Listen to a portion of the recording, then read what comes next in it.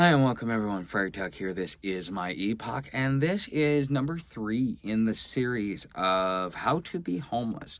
Not only is it how to be homeless, but your path to homelessness, what it is, what it looks like, and kind of giving you some sort of visual of what it looks like for you to become homeless. And how to be able to kind of plan for certain things, because it's like, what am I going to have to deal with when I'm homeless? What is it going to be like me the first time I'm homeless? Because the first time you're homeless is much different than the second, third, fourth, fifth, and every time after that, because it's just like popping your cherry. At first it's awkward, and then it gets easier. Okay, and so you are trying to make sure that this is something temporary that does not have long-lasting effects, so on and so forth. Now, if you'd like to be able to have access to the full article, get the updated article, because I'm going to be updating this over time, adding things, taking things away, maybe rewording some things, because maybe I've figured a better way to, or maybe some people have asked me so many questions that I felt the need to do some things. Okay, so this is going to be a fluid, ever-evolving document. If you want to be able to keep up with it and keep it keep up to date with it, what you got to do is go over to hobotuck.com. Subscribe to the newsletter. Once you confirm that your subscription, you'll get a confirmation email. It'll have a link to the document, and you'll be able to get the updated version. I'm doing it through my Google Drive because it is the best way to make sure that you guys get access to the updated version, and I don't have to keep resending it out. Okay, because I might make minor changes, I might make major changes, and I will announce major changes on here. But anyways, what we're going to talk about is your first night on the streets. Okay, now that you've come to terms with the fact that you're going to be homeless and made a plan of action for your homeless journey, now it's time to spend your first night out on the streets. The first night on the streets will be scary. You won't sleep much, and you will realize how nice you had it sleeping in a climate-controlled environment. So, but don't worry though, it does get better. And that is the opening paragraph to this, and I think that is important because you need to have hope. Okay, Pandora's box said that what was in Pandora's box. If you let hope out of the world, it would destroy the world because it would destroy man. Okay, that's just some things. All right, but your first night out on the streets, what is it going to be like? What are you going to have to deal with? First of all, you're going to go around. You might run into other homeless people, and you go like, "Hey, where can I sleep?" Okay, if you're a female, be very careful, be very cautious.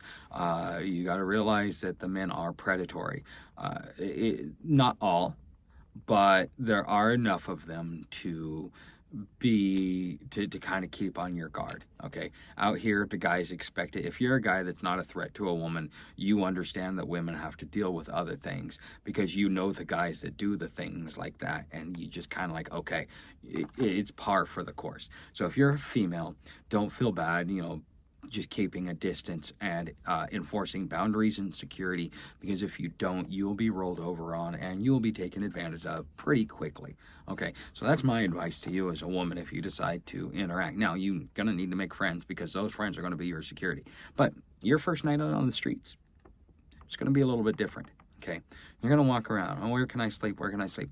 You're going to think in your head, where have I seen other people sleep? Okay, what about going to the park? Ooh, I bet I could set up a tent. Don't set up a tent. Please don't set up a tent. Not unless you feel like going to jail. And some people think that going to jail is much better because, now you get more benefits. But, to each their own. I would never want to get caught up in the legal system. But with that being said, once you find a place to sleep, you're probably not going to sleep that much that night. Okay, so my first time sleeping in Portland, now this was probably my 8th or 9th time being homeless at this point, and I like to have quiet. I usually sleep in an industrial area where nobody really is. There's very minimal traffic. The homeless are quiet because they're coming in there to sleep. They go play in the city when they want to do their fun, but then they go to certain areas to go get sleep, so it's always quiet. I like quiet. I found it to be quieter than being in a shelter. That was the first reason I hated staying in a shelter, is because I couldn't get any sleep because it was always loud. But I ended up going to sleep in the in the Pearl District, I think on like 21st Street. There, it's right next to the hospital, and there's a little door there with a little vintage clothing shop. And so I slept in the doorway, which is about 4 doors down from a bar that every night till 2 a.m. was going on. And it was what it was. But, I didn't sleep well the first like 3 or 4 nights. After about the 4th or 5th night, especially if you keep going back to the same spot, you'll feel more comfortable because you know the spot, you know what to expect, so on and so forth. First time, every time somebody walks by, every time you hear something, you don't want to have your back to traffic, and so that means you're going to have to sleep a little differently, you're going to have to sleep a little bit lighter, and things like that. So for your first few days, it's going to be a roller coaster. You're going to have a hard time sleeping unless you manage to be down south. You go find a place in the woods, set up your tent, set up your hammock. You're good, but you better tear it down very, very early in the morning. You can't sleep in, okay? And don't get too comfortable because there are very few places in the country that you can do this. And the south is one of them. And it's very few places that you can do this because some places there's no wooded areas. You got to go way, way, way out in the burbs, okay? So your first night on the streets, finding a place to sleep isn't as hard as most places.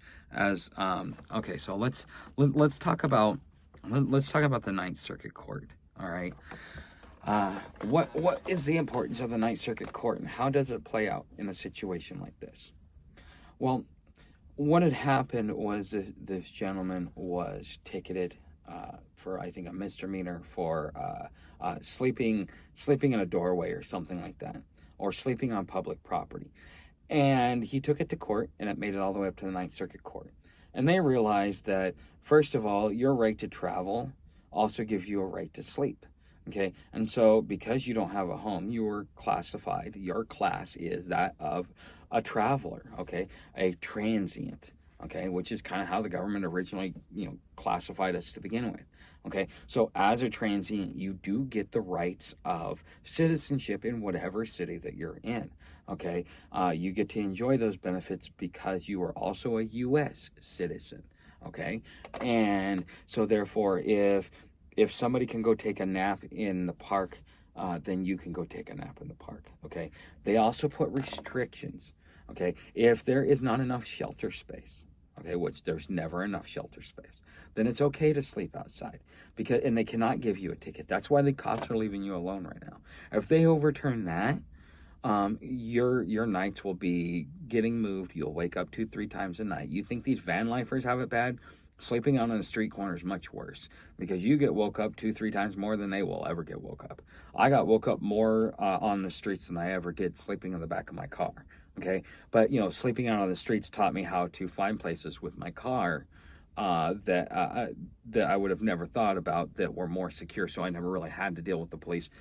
I don't think ever when I did the van life, but man, I've constantly when you're sleeping on a street corner. Because their whole job is to make it uncomfortable, to make it so you don't want to stay there. And what they're doing is they're actually making the problem worse. They are violating your rights as a human. As a human being, you're entitled to be able to use the bathroom. You're entitled to be able to get some sleep, and you're entitled to be able to have access to food because nature provides that to you. Okay, now, we live in a modern society where it's all in the grocery store, but you are still provided with food. Okay, and so that's something to be thoughtful of. With that being said, your first night on the streets is going to be scary. If you ever watch Shawshank Redemption, when they first get into prison and they're taking bets on who would cry first, and who would cry out for their mom and what they'd say and stuff like that, that is going to be a lot what your first night homeless is going to be. But you know what? Don't worry. It's going to get better. It's not that bad. I wouldn't worry about it too much. I would just, if I were you, I would work on getting comfortable with my surroundings and getting yourself to a point where you can sleep in any spot for the night and feel comfortable enough. I mean, you're gonna figure out how to choose spots, but that your first month homeless, if you just sit back and watch and don't really do much, let people come to you, you'll learn a lot about what's going on, and it will teach you how to be able to be homeless long term, which I'm also going to combine this video, like I did the last video, with long-term homelessness and creating a routine. Okay, so let me just read you the opening line to it. Because you did a lot of the groundwork necessary while you still had some stability, it's now time to fall into your planned routine. So this is where that plan comes into play. The routine should always be fluid and changing, like I said, with what it is that you encounter, because each city has its obstacles, each city has its own little place, okay? And you need to be able to have something that you can adapt with, okay? And it's important that you leave room for flexibility and that you also prioritize what's more important and what's least important, and just kind of keep, kind of figure out how to put it into your schedule. Okay. um, uh, so and when you're going homeless for the first time, you don't know what to really expect, so it's important that you first figure out a routine. Exactly. So I keep repeating myself: routine, plan, routine, plan. Okay. Just being comfortable, things like that. All right. So creating a routine, once you start to put your plan into place. So now that Sam and I are kind of figuring out that we are static here in Cincinnati, we are creating a routine. So when we wake up in the morning, when we walk next door, we go to Coffee Emporium.